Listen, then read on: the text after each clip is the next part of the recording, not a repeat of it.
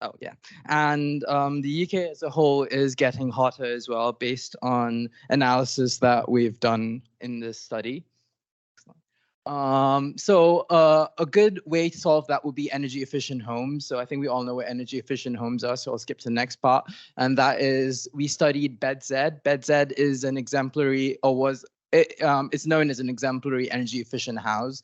And so we studied portions of how that building would function in current times. And yeah, so there was a performance evaluation done on BedZ, and occupants within BedZ said that they felt hot within the area, and this was just done like within 7 years of construction. And so that's where we came to testing that. And while BedZ was created, it was created in 2000. So this portion, so this graph shows how U values and how building codes have changed over time. And BedZ does fall within, I think, modern standards. So building fabric wasn't the portion that we wanted to test. Rather, we wanted to test how the building operates, and then we changed different parameters within the building itself. So to fully understand how well energy efficient houses in modern times are, we assessed two structures, and that's Goldsmith Street and Camden Passive House. And we learned that stuff that was missing within BedZ, such as shading or the implementation of low U values, or like glazing components such as the frames that we use, but stuff that we could potentially change as parameters within our testing itself. Yeah, Camden. Next one. Next one. So we studied the project and we tried to analyze the preliminary concerns that could be there. So the south side of the structure is predominantly glazing. The problem of overheating arises especially during the summer months. And since the temperatures have increased drastically, with several record peaks and heat waves within the recent years, considering that BedZ was designed around standards of past in accordance to dated climatic data, testing is needed to study how the project is working in accordance with the climate change. So we would mainly focus on the effect of sun spaces in the habitable space on the habitable spaces in this project. So the first two floors, the ground floor and the first floor, were modeled and simulated to analyze how they're performing thermally. So July being the hottest period of the year in London, but that was used for the rules of thumb calculations for shading. The sun space in BedZ is currently 2 meters of width, which, and as per the calculations, it should be half of that for effective shading. As it stands now, useful equinox light is being blocked, leading to darker rooms in winter. So a remedy to this is more glazing, which is being done right now, but it is also a major factor in overheating. So moving on to methods and the assumptions of the research, we referred to SIPSI 2006 for the set of assumptions for this project, and the temperature comfort range was considered 20 to 25 degrees. And so we basically studied the base case for the current thermal performance of the building. And then for case one, we removed the sun space altogether and added a shading of 1 meter to understand the effect that the sun space had on the inhabitable space. For case two, we reduced the sun space from 2 meters to 1 meter to understand the effect.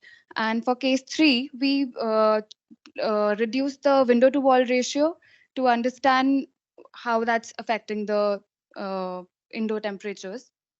So for the results, in the base case, the overheating temperatures exceeded the temperature falling under comfortable range. For the first case where sun space was removed completely and shading was added, there was a considerable reduce in indoor temperatures was noticed, and there was a major chunk of temperatures that were falling below the comfort range. So it was concluded that the sun space was required for thermal gains into the habitable spaces, and it needed to be retained, but we could play around with the glazing and the ratio of glazing. So for the next case, when so for the next case, we reduced the size of the sun space, but that didn't have a lot of effect on overheatings. It still had a better result than the base case, but it wasn't significant enough.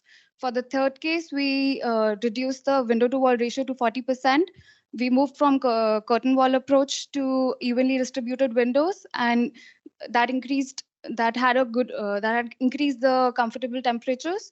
And yeah. So in conclusion, what we drew was that the empirical data that we extracted from the digital twin that we modeled, and like the future data again from 2020, 2050, and 2080, the changes that we proposed saw about a 70% reduction in temperature in comparison to 2080's base case. So what we understood from that is that the way the sun space was modeled, and obviously window to wall ratio and different factors that we tested did have a positive effect in terms of reducing overheating within the structure itself.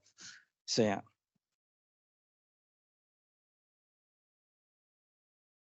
Thank you very much. Very good. Any question? Just a quick question. Thank you for your presentation. Just a quick question. Have you considered, have you looked at the impact of the daylight inside the space?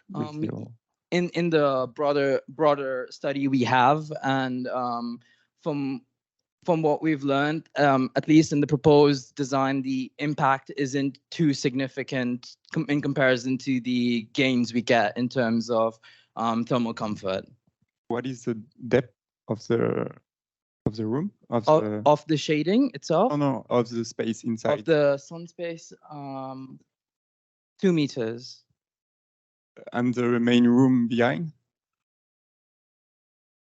7 meters, I think. 7 meters. 10. Could you repeat? Do you mean the sun space in the base case or in the internal space? Oh, I mean, I think it was 1 second. Sorry. Do we not have it? I'm not sure. Like, I don't know from the top of my head at the moment. I'm sorry.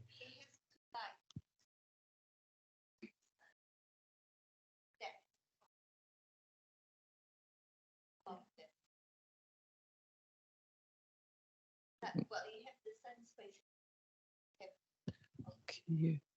You do have an opening on the opposite side as well, on the north side. So this is the south-facing window. That's the area that we actually altered. But then you do have windows on the north as well. But yeah. So it's.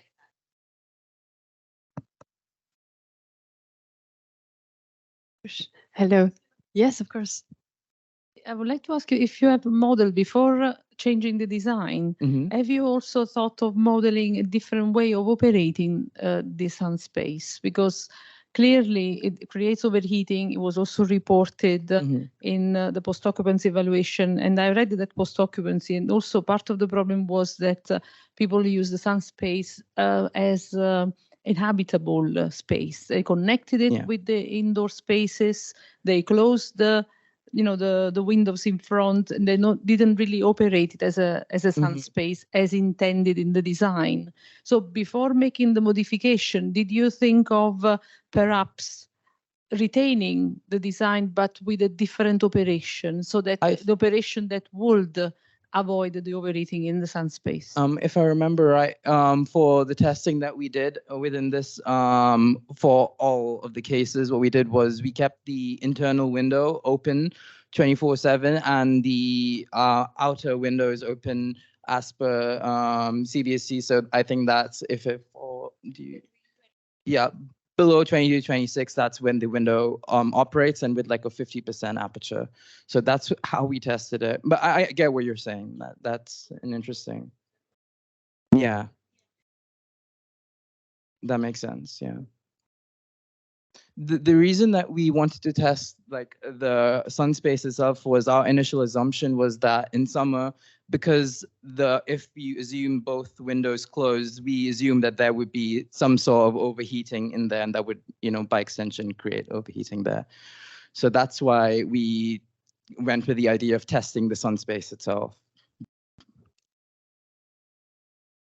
I suspect that Bill Dunster would not be very happy, no? Have you shown it to him? Of course, it is important to become resilient for climate change, and you are doing a very good analysis about it. But it's also important to understand to what extent you can retain the original. That makes sense. The design and vision. Yes. Yeah, makes sense. Thank you very much. Thank you. That's great. Thank you.